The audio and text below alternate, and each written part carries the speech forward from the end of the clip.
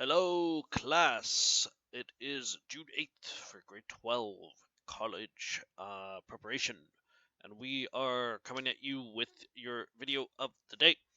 So, before we start, let me just say thank you for all everyone who handed in their essays. I'm in the process of marking them now. I think I've marked more than half of them. But I just want you all to know that the way it works on Google Classroom is I send back your essay as soon as I'm finished marking it, and it gets returned automatically. So some people will see their essay marked before others, right? So, if I mark 5 today and I mark 5 tomorrow, right? 5 people will get it today, 5 people will get it tomorrow. So if you have a friend in the class who gets their essay back before you, please don't freak out. Don't think, oh, he didn't get my essay, right? I've got your essay. I just need some time. My intention is by the end of the week, everyone should have their graded essay. So well done to everyone who's handed it in. And well, let's get started on the Hound of the Baskervilles. So, uh, last Friday I posted my introduction video, right? But now let's get into the nitty gritty. So, the Hound of the Baskervilles. What is this hound? So, the beginning of the story is just Holmes and Watson doing what they usually do, which is to say, looking at this guy's walking stick and try to figure out who he is before he actually comes in. But we get to the heart of the matter in chapter 2, right? The Curse of the Baskervilles, where we hear about what exactly is the problem, right? The mystery that's being given. So, Dr. Mortimer is a doctor. He lives in the countryside, and he is coming to Sherlock Holmes with an issue, right? And it involves a tale of a hound, right? So this is just in chapter 2, uh, with Dr. Mortimer turned the manuscript to the light and read in a high, crackling voice the following curious old world narrative, right? And it's a good long bit of writing there, but let me just go through some of the key points here. So, uh, here it is. I'm just going to read for the second paragraph.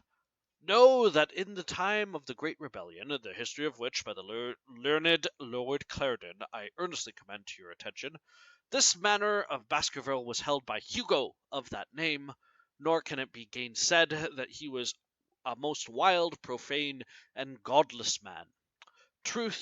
This in truth his neighbours might have pardoned, seeing that saints have never flourished in those parts. But there was in him a certain wanton and cruel humour which made his name a byword through the West. It chanced that this Hugo came to love, if indeed so dark a passion may be known under so bright a name, the daughter of a yeoman who held lands near the Baskerville estate. But this young maiden, being of discreet and of good repute, would ever avoid him, for she feared his evil name. So it came to pass that one Michaelmas, this Hugo, with 5 or 6 of his idle and wicked companions, stole down upon the farm and carried off the maiden, her father and brothers being from home, as he well knew.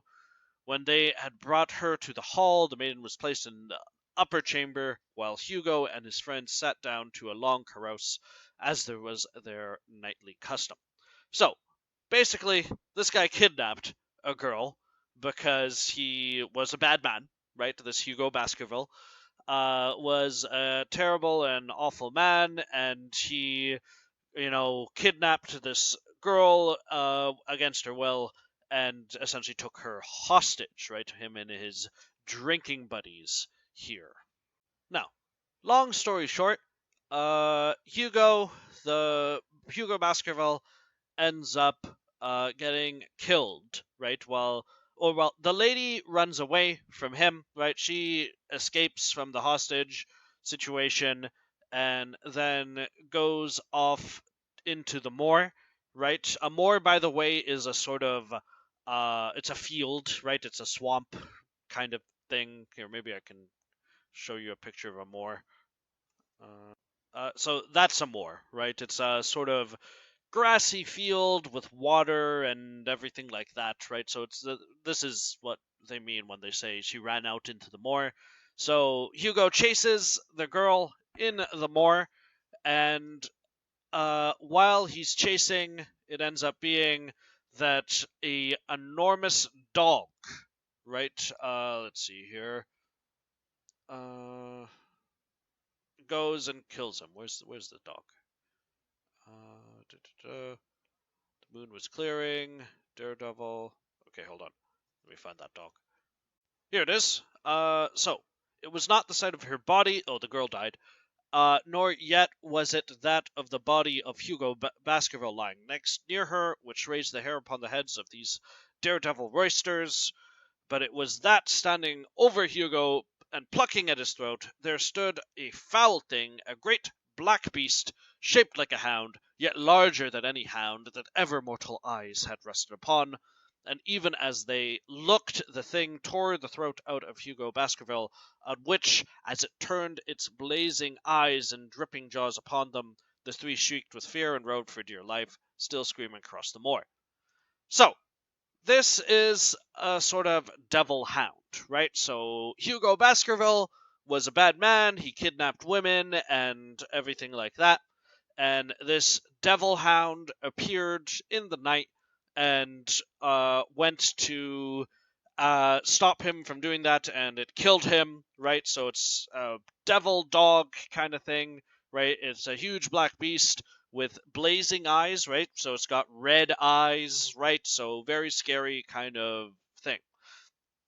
And on top of that, it isn't satisfied with just Hugo, because the tale ends, such is the tale, my sons, of the coming of the hound, which is said to have plagued the family so sorely ever since.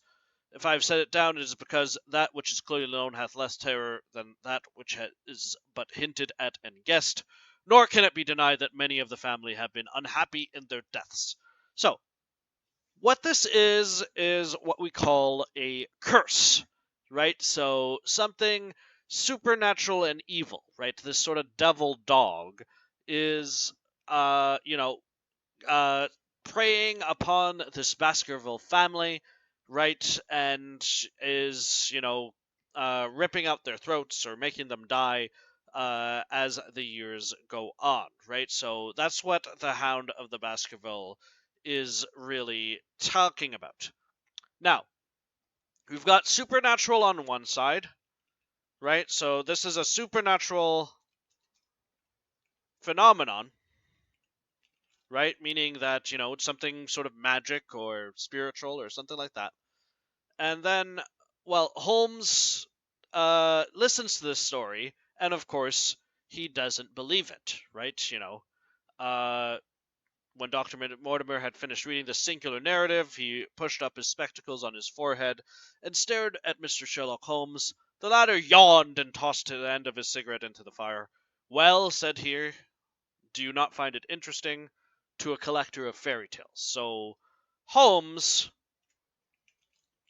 does not believe in the supernatural, right? And that brings us to one of the big themes of this novel, right? Which is you've got reason on one side versus the supernatural on the other, right? Because Holmes is, as we've seen before, 100% in the realm of his own head and his what he can see, observe, and deduce, right? Whereas, a evil devil dog that's preying on the family here is something else entirely, right? That's supernatural, right? So reason versus supernatural is something we're going to come across again and again in this story. Now, Hugo Baskerville's descendant, right? Hugo Baskerville was the original bad guy who kidnapped the girl, right? His descendant, Charles Baskerville, is found dead in the moor, right? So we see in the article that he apparently was on a walk out in, the moor. So he's walking out somewhere around there. And all of a sudden, he had a heart attack, right? So he dies of a heart attack, right? There's no sign of physical injuries anywhere on his body, right? So his heart attack is, you know, it's not like someone hit him or something like that, right? He had a heart attack on the moor, right? And the chapter goes into some detail about it, but the main detail, of course, is that there are footprints near his body.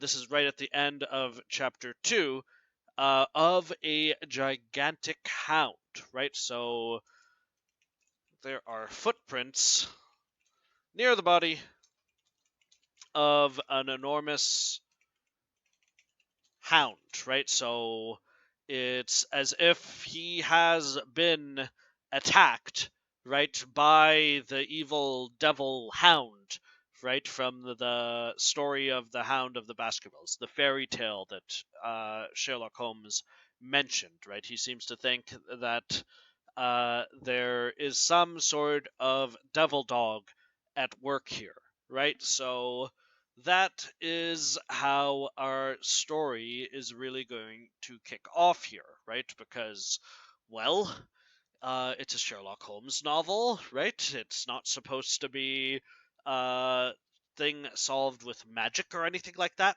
So the primary question of the mystery then is, how can a devil dog give a man a heart attack when devil dogs do not actually exist, right? So, what is the real thing that is going on here, right? And that is something that this story will, of course, explore as Sherlock Holmes investigates the mystery. So it's that conflict between supernatural belief and, what you can actually see scientifically, that is sort of at the heart of this story. And it's sort of what I want you to pay attention to as you go through this mystery, right? On the third chapter, right, just about halfway down, I noticed, by the way, it's kind of weird to do this without page numbers, right? Because it's all on a website. But nevertheless, in the third chapter, there is this conversation between Dr. Mortimer and Sherlock Holmes that does lay out this theme, or this conflict a little bit more, right? Where he says, um, Sherlock Holmes is talking to Dr. Mortimer, and Mortimer says, "I could not call you in, Mr. Holmes, without disclosing these facts to the world, and I've already given my reasons for not wishing to do so. Besides, why do you hesitate? There is a realm in which the most acute and experienced of detectives is helpless. You mean that this thing is supernatural? I did not positively say so. No, but you evidently think it. Since the tragedy, Mr. Holmes, there have been come to my ears several incidents which are hard to reconcile with the settled order of nature. For example, I find that before the terrible event occurred, several people had seen a creature upon the moor which corresponds with this Baskerville demon, which could not have possibly be any animal known to science. They all agreed it was a huge creature, luminous, ghastly, and spectral. I have cross-examined these men, one of them a hard-headed countryman, one a farrier, and one a moorland farmer, who all tell the same story of this dreadful apparition, exactly corresponding to the hellhound of the legend. I assure you that there is a reign of terror in the district, and that it is a hardy man who will cross the moor at night. And you, a trained man of science, believe it to be supernatural. I do not know what to believe." Holmes shrugged his shoulders. "I have hitherto confined my investigations to this world," said he. "In a modest way I have combated evil, but to take on the father of evil himself would perhaps be too ambitious a task. Yet you must admit that the footmark is material." So, there you see the tension in this story, right? There's the supernatural uh, beliefs that the people have, that there's this dog that's, not of this world. And there's Sherlock Holmes who's saying, no, that's not true. That can't possibly be true, right? Because the only things that are real are what he can see physically and what he can interact with physically, right? This whole thing where he says, yet you must admit that the footmark is material, is him saying, no, this is a physical dog. It must really exist. So that's again what the heart of the story is about, and I will certainly be asking you guys questions and potentially having you write an essay about that particular subject of the supernatural versus the what you can scientifically observe. So there are a lot of details in this third chapter, but I think it's pretty straightforward, right? The thing to know in terms of the plot is that you've got this guy, Henry Baskerville, right? So this is the nephew of Charles, right? Who I believe was living in America, right? And he finds out that he's inherited the Baskerville fortune, right? So inheritance law is uh something that is a bit strange in both England and Canada, right? My friend's a will lawyer, so I know a bit about that. But basically, he is the survivor of the family, and uh, he therefore gets to have the whole house and a huge fortune, right?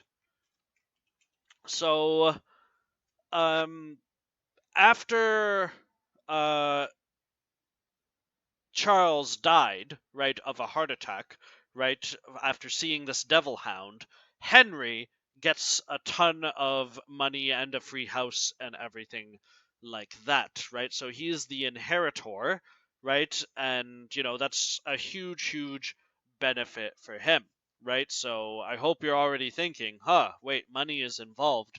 Maybe there's something there to that, right? But he is essentially going to come from uh, elsewhere in order to, take the money, take the fortune, right? So as that survivor, right, he gets, this is a huge uh, fortune. This is a huge bit of luck for him,